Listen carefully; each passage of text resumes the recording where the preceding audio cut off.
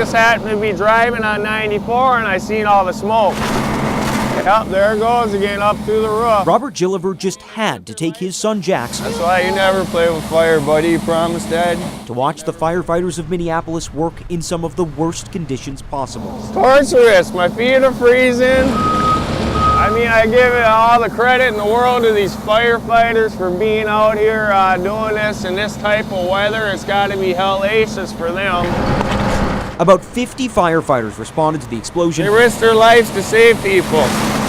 Many fought the resulting flames for hours. Working out in this weather. In temperatures that barely budged above 0 degrees. This is the stuff you got to worry about. The main problem is all the water used to fight the fire eventually floods out of the building and freezes right in the center of the scene. With all the ice that's out here now, it is like trying to work on a skating rink, so it's very, very difficult with the cold and the ice. It was so cold, firefighters had to hack the ice off their ladders and other equipment and make sure water didn't freeze inside fire hoses. Upon arrival, Chief John Friedel says his men and women excelled in extremely difficult circumstances. obviously a lot of victims had to deal with initially, plus a heck of a lot of fire.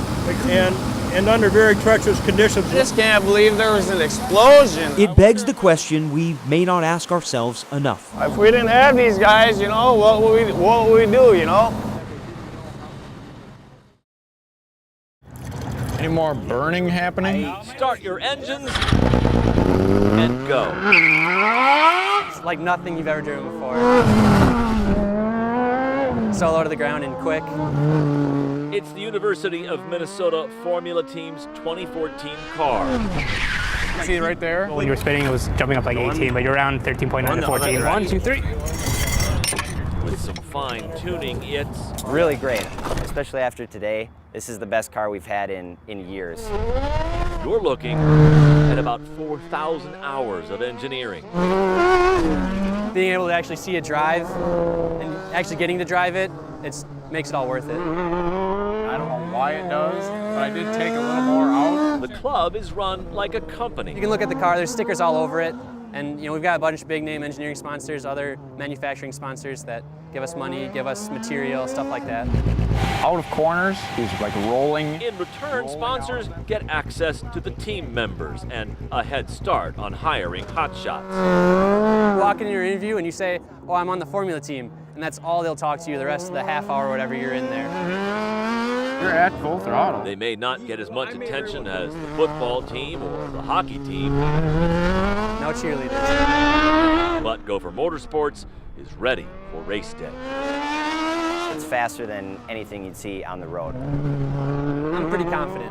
We've been driving it for a month and a half now, almost 2 months, and I think that's the most driving time we've gotten in the last 10 years. So we're looking good. Team packs up and heads up to...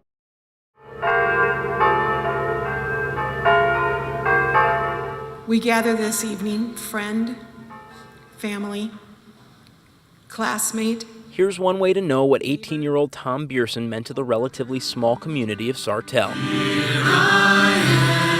In a church that seats 900, some people still had to stand. Your loss is our loss, and your grief is our grief. From former teammates, thinking about, the experiences I've had with Tom, throughout the years, he's a great kid. To family friends. I have 2 kids in college right now, and I can't imagine, the pain that they're going through. They came to pay their respects to a standout athlete and a great kid. He was taken too soon, but all you need to do is take one look at the people he touched to know he'll be remembered and mourned in this community for years to come. It feels like a small town, when things like this happen, the community gathers around. Not for a moment will you forsake me. The falling wax matched only the falling tears.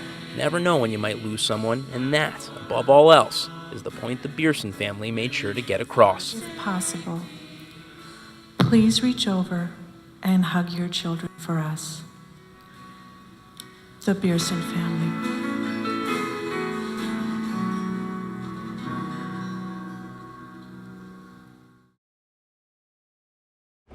Oh, keep going. With the rising Red River at their backs and downtown Fargo depending on them. Obviously, we have to close roads. How much farther back? Crews worked overnight to put the last of the city's defenses into place. I'm glad I'm able to help out every year. It's rewarding to me to help fend off the natural disaster. Paul Mahevsky of Winona has helped oversee levee construction here for the U.S. Army Corps of Engineers, beginning with the record rise of 2009. It has lowered a foot since this morning. Sunday's lower forecast has raised his confidence level. So right now, we're good to go. They're getting arrested because they're going through road closed signs, no matter what. The National Guard patrolled the levees, Cover that, First Sergeant. Looking for people trespassing and for any leaks. 1.5 million sandbags are stacked on pallets at the ready, with only a relatively few deployed. This year we placed 100,000. Which is nothing. Which is nothing. Absolutely nothing. Fargo's mayor, a survivor of many hectic efforts to hold the Red River at bay, senses a shift in his city this year, thanks to early preparation and a projected crest lower than first thought, now predicted at 37 feet, 4 feet below the record. People have taken it so casual. The process of having 4 floods in 5 years makes everybody experts. A water-weary city that hopes it will be spared another frantic flood fight. Any thought of another flood was difficult, I think, for the community to handle, but the lower the crest number gets, there's a genuine sigh of relief.